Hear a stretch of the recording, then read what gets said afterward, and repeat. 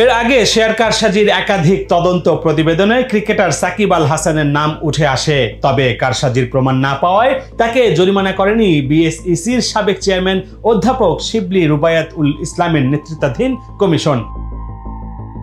অবশেষে ক্রিকেটার সাকিব আল হাসানের বিরুদ্ধে শেয়ার কারসাজির প্রমাণ মিলেছে। কারসাজিতে জড়িত থাকায় দেশসেরা এই ক্রিকেটারকে 50 লাখ টাকা জরিমানা করেছে নিয়ন্ত্রক সংস্থা Bangladesh security and exchange commission. মঙ্গলবার বিএসইসির চেয়ারম্যান খন্দকার রাশেদ মাকসুদের সভাপতিত্বে অনুষ্ঠিত সভায় এই জরিমানার সিদ্ধান্ত নেওয়া হয়েছে। পুঁজিবাজারের তালিকাভুক্ত প্যারামাউন্ট ইন্স্যুরেন্সের শেয়ার নিয়ে এই কারসাজি করেন সাকিব আল হাসান।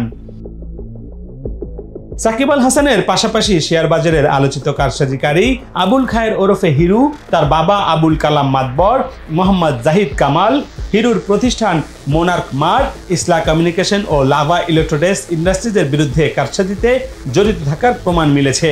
এ কারণে এসব ব্যক্তি ও প্রতিষ্ঠানকে জরিমানা করা হয়েছে। Bangladesh National Insurance, IPDC Finance, Fortune Shoes, BD Online, NRB Commercial Bank ও ওয়ান ব্যাংকের শেয়ার কারসাজির বিষয়ে করা তদন্ত প্রতিবেদনে সাকিব আল হাসানের নাম জড়ায়। তবে এসব প্রতিষ্ঠানের শেয়ার কারসাজির জন্য তাকে জরিমানা করা হয়নি। এবারই প্রথম সাকিবের বিরুদ্ধে শেয়ার কারসাজির প্রমাণ মিলল এবং জরিমানা করা হলো। আগে শেয়ার কারসাজির তদন্তে সাকিবের নাম যতবার উঠে আসে সবগুলোতেই আলোচিত শেয়ার কারসাজিকারী আবুল খায়ের হিরুর সাথে নাম ছিল তার। সাকিবের বিরুদ্ধে কারসাজির প্রমাণ না মিললেও হিরুর বিরুদ্ধে কারসাজির প্রমাণ মেলে এবং তাকে জরিমানা করা হয়। এবারও সাকিবের সঙ্গে শেয়ার কারসাজিতে হিরুর নাম উঠে এলো। প্যারামাউন্ট ইন্স্যুরেন্সের শেয়ার কারসাজিতে জড়িত থাকায় হিরুকে 25 লাখ এবং সাকিব আল হাসানকে 50 লাখ টাকা জরিমানা করা হয়েছে।